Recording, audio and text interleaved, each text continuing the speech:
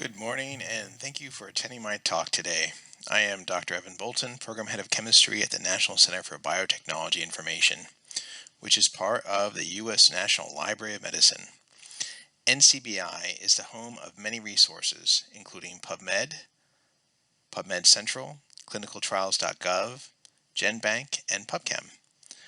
I would like to thank the symposium organizers and Dr. Lee for inviting me to speak today as we celebrate this momentous occasion of the 20th anniversary of the Korea Chemical Bank. While I'd hoped to speak with you in person, we remain united in working towards defeating the COVID-19 disease pandemic that affects us all.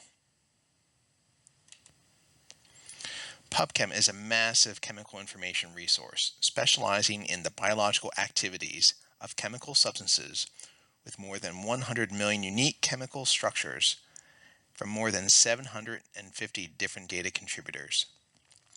PubChem contains hundreds of data fields describing pertinent information used by millions of scientific researchers each month. Beyond interactive usage, most PubChem contents are available in bulk downloadable form and via programmatic interfaces.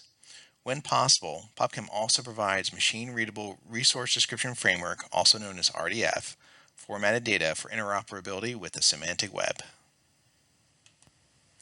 Chemical structure databases have evolved considerably from the ones first created in the 1960s, from mainframe computers and dial-up access to the desktop and internet accessible.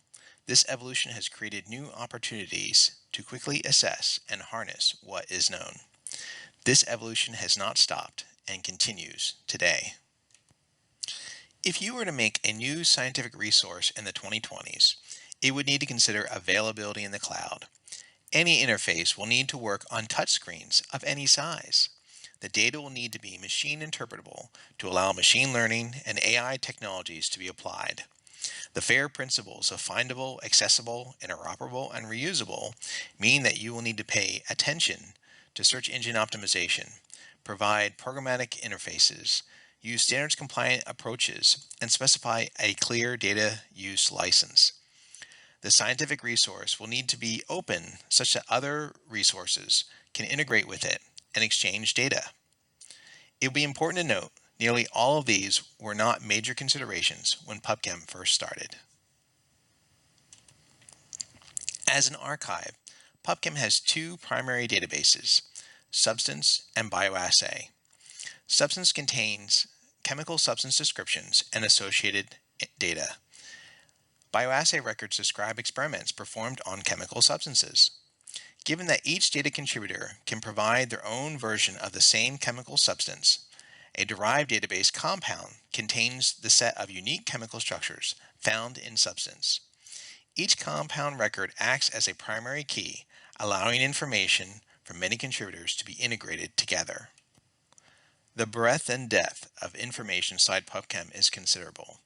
It is a substantial challenge to provide a search interface that all can readily use and understand. From a single search box, one may query many different types of information, whether it be a chemical name, gene symbol, molecular formula, smiles, smarts, you name it. With the PubChem Sketcher, you can draw a chemical structure. When searching by chemical structure, it performs multiple search types simultaneously: identity, similarity, substructure, superstructure.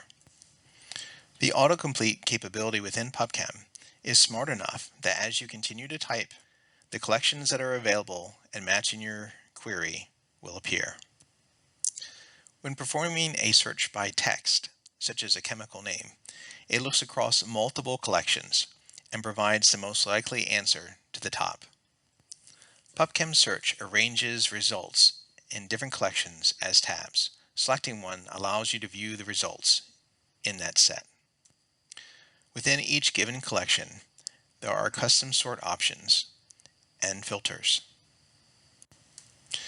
Beyond chemical structures, one can look for other entity types, such as genes. The behavior of PubChem Search is still the same. NCBI has a search system called Entree, which PubChem is also integrated. There, PubChem has three data collections: compounds, substances, and bioassays. There, one can perform queries and then combine them with other databases within NCBI. Irrespective of how you might arrive at a compound summary page, whether it be PubChem search, NCBI Entree, a Google search, or a link from another web page, one thing you'll notice straight away is a top-level summary. It contains a useful breakdown of information pertinent to the chemical that you're viewing. A prominent feature of compound summary pages includes a table of contents with more than 20 primary data sections. Each section is nested and provides the ability to navigate to different parts of the page. There are more than 500 different data fields within a given compound summary page that are possible. This includes experimental data properties such as boiling points. It includes other things like protein-bound structures, bioactivities, and more.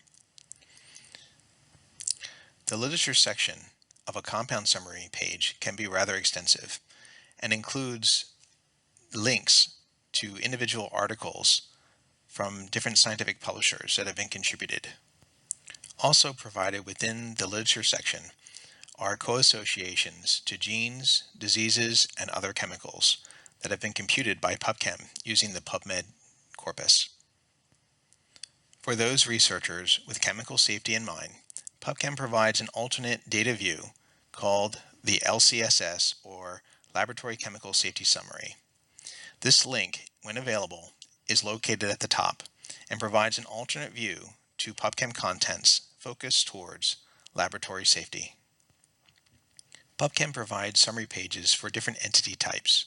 It contains the same capabilities and features that one expects from a compound summary page, with multiple sections, co-associations, and other useful annotation to provide a context for the given record.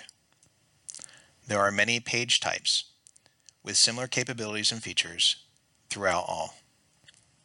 For one, the content is downloadable. On each page, there is a download capability with multiple formats and multiple types of data that could be downloaded. A major aspect of PubChem are its programmatic interfaces. There are multiple.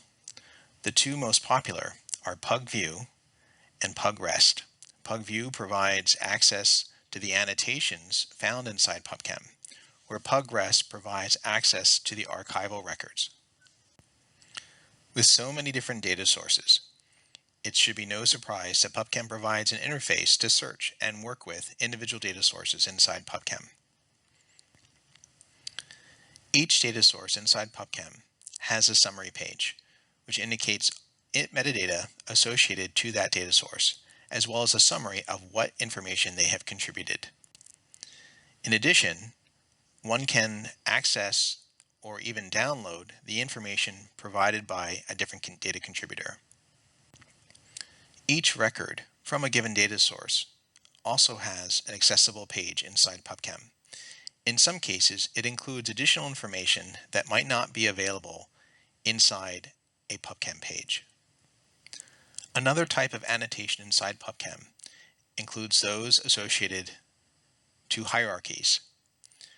PubChem classification browser allows one to navigate these hierarchies beyond compound summary pages. In this case, we're looking at the medical subject heading, mesh tree, that's associated to PubMed. It includes 127,000 chemicals in the chemical and drugs category. One can associate different entity types to it. In this case, we can see if we switch to PubMed, we can see the classifications of articles across all of PubMed using the mesh tree. There are many different types of classifications inside PubChem. Perhaps one of the most useful, or the one that we refer people to most, is the PubChem Compound TOC, or Table of Contents. This summarizes all the annotations inside PubChem, and where you're seeing here the numbers are the count of records that have a particular annotation type. In this case, these are compound summary page records. PubChem includes an upload, or otherwise known as a submission system, where users can, in a relatively small number of steps, provide data to PubChem on a regular and ongoing basis. It includes an FTP or automated systems where one can even programmatically provide data to PubChem in an API. For each structure inside PubChem, where possible, PubChem generates a 3D representation of a diverse set of conformers. PubChem also computes a 3D similarity metric that considers shape and protein binding features in 3D space. PubChem has conducted a considerable amount of research in this area, resulting in a series of 10 thematic articles in the Journal of Chemical Informatics. You can realize PubChem 3D by seeing the 3D conformer section in a page where it's present. Not only can one interactively work with this widget, you can also do a full page data view where within your browser you can then view the record in its entirety without any other information. PubChem includes an extensive help system to help you to navigate the broad set of capabilities and features within the system. It includes all the different PubChem publications, statistics, specifications, a glossary, and much, much more. PubChem widgets allows you to embed any piece of PubChem inside one of your web pages. With simple 1 or 2 line recipes, you can take any given table, 3D image, periodic table, classifications, you name it. If you want to find more about this, look inside PubChem help page. There are many additional helpful services and functions inside PubChem. These include the ability to bulk download information, to do analyses of various forms, to compute similarities between chemical structures, to normalize chemical structures in the way that PubChem does, as well as other types of capabilities, including autocomplete services, and the ability to identify and group chemical structures in various ways. I'd encourage you to take a look at these inside the PubChem help system. The PubChem FTP site contains more than 7 terabytes of data and lots of extras, special data sets, links to patents, PMIDs. So you wanted to get all the smiles inside PubChem associated to a CID. You can do that. Or itchy key and CID, no problem. It includes target information, bioactivities. There's even RDF related data that's available. One big problem that PubChem has had to contend with from the very beginning is trying to bridge the gap between computer understanding and human understanding. It's a considerable challenge. Almost all information is geared towards human understanding, but there's more information than a human can work with. So PubChem has undertook projects to try to bridge this gap where and how we can. PubChem provides RDF-based linked data, where RDF stands for Resource Description Framework, to help provide for computer understanding of PubChem content. These are machine-readable triples of information. They're organized much like layers of an onion, where we use ontologies and vocabularies to describe the data inside PubChem. It does not include all PubChem data, and it integrates with other types of RDF available in the research community. As PubChem improves its ability to make data available in a machine-readable format, the quantity of triples available has grown. There are now more than 80 billion triples inside PubChem RDF. Now, RDF data is not really for humans, and this is some idea of what it looks like for atorvastatin, which is a chemical name. You can think of it as a drug, which has information associated with it, compound records, and more. This is all based for machines, and it's really not intended for humans to look at and work with. But if you're doing machine learning, you're doing other types of AI, this may be really quite important for you to get at the individual principles and useful data that is important for your research. PubChem includes a biologic description in compound summary page records in the case that the chemical structure is primarily made up of biopolymers. These are sugars, amino acids, and nucleic acids. In many cases, these are chemically modified biopolymers, and there are more than 1.5 million of these inside PubChem. We're using SNFG, the symbolic nomenclature for glycans, in the case of sugars. Here's an example of a sugar as a biologic inside PubChem. When looking at the all-atom bond configuration of the structure, it may be very difficult to understand what sugar one is looking at. But when looking at the biologic depiction, it becomes immediately obvious to the researcher. PubChem has paid considerable attention to chemicals mentioned inside clinical trials. Multiple registries have been integrated inside PubChem, including NCBI's clinicaltrial.gov, the EU Clinical Trial Register, the NIPH Clinical Trial Search of Japan. In addition, PubChem is collaborating with communities to describe linking to clinical trials within a semantic form.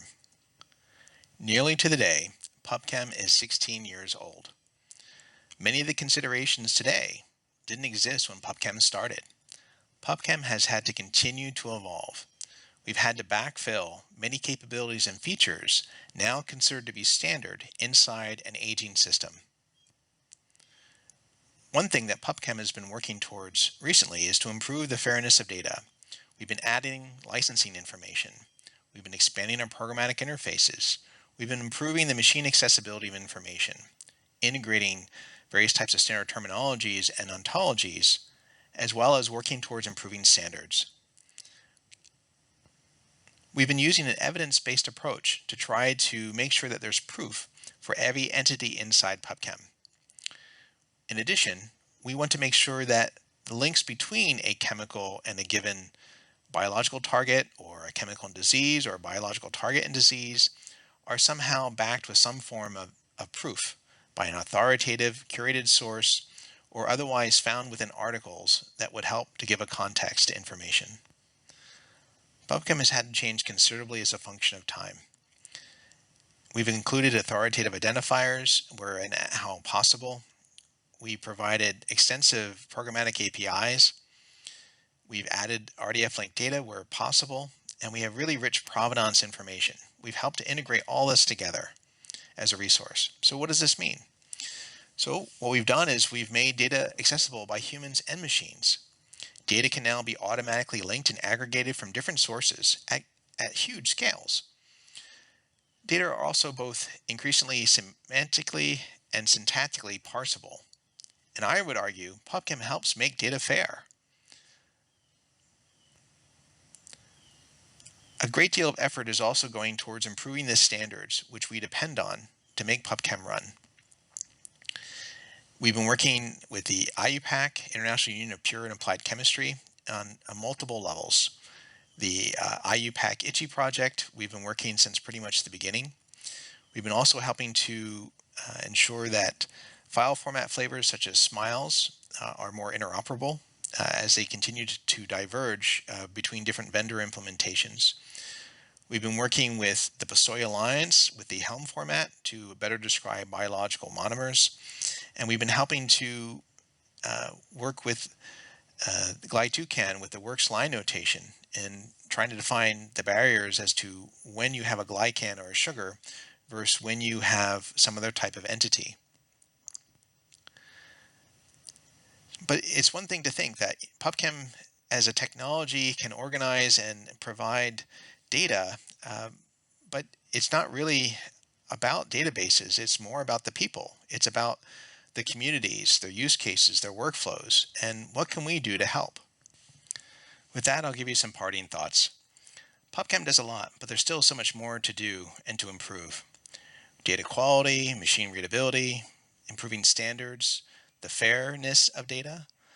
But really, if you think about it, it requires a huge amount of community engagement.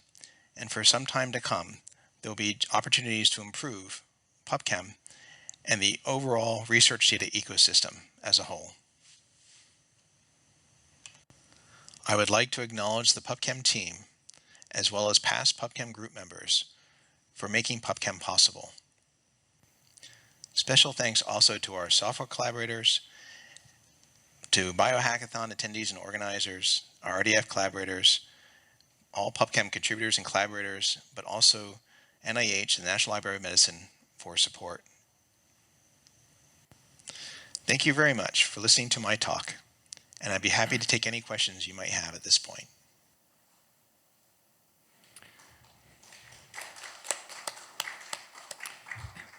Evan, thank you for your talk, and 질문 있으신 분 질문 부탁드립니다.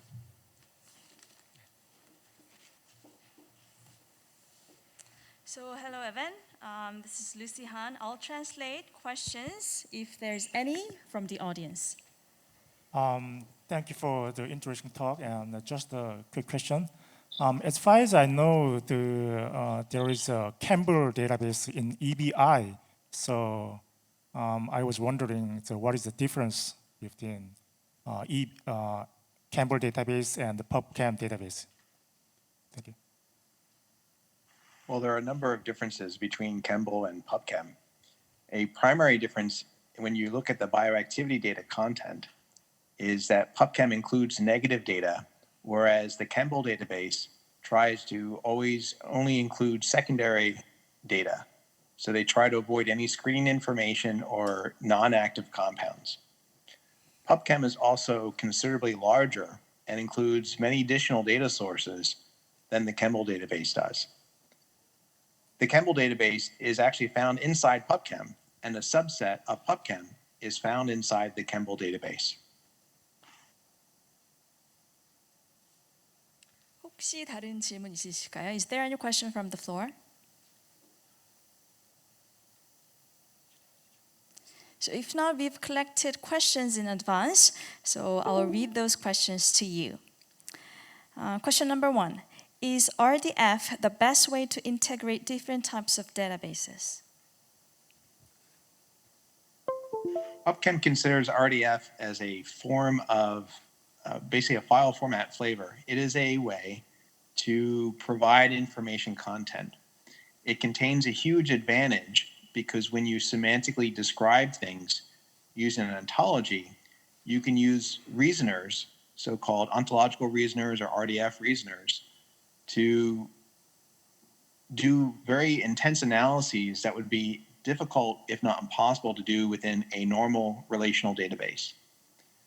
So it is a way to represent information, and depending on your use case, it may be the best way. Thank you very much for your answer. Another question is, how do you encourage researchers to upload or submit their research data? We provide a lot of opportunities for them. In fact, we have many different parts of the community that provide data to PubChem. PubChem integrates, and that integrate contributors oftentimes will download their own data with this other integrated information. They then build on top of that and then provide that data back into PubChem that's been improved even further. This iterative approach by the community as a whole has dramatically improved the types of content you could work with today than you could have 5 years ago or 10 years ago. And I would expect the dramatic improvements to continue as a function of time. Once again, thank you very much. And this is the last question.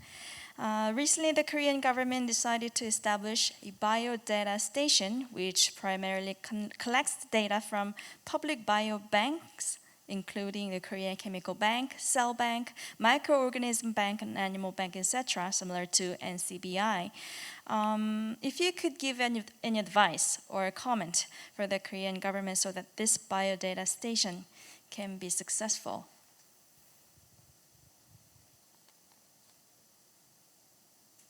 I would say think carefully about the use cases and the communities that will use this data, such that what you provide will help them the most.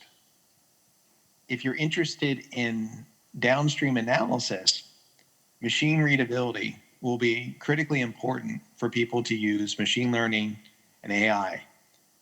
In addition, if you can work with that community to make sure that there are proper interfaces within the machine learning and AI world of Python and the R statistical programming language, would go a long way to making sure that the data can be used in those types of contexts.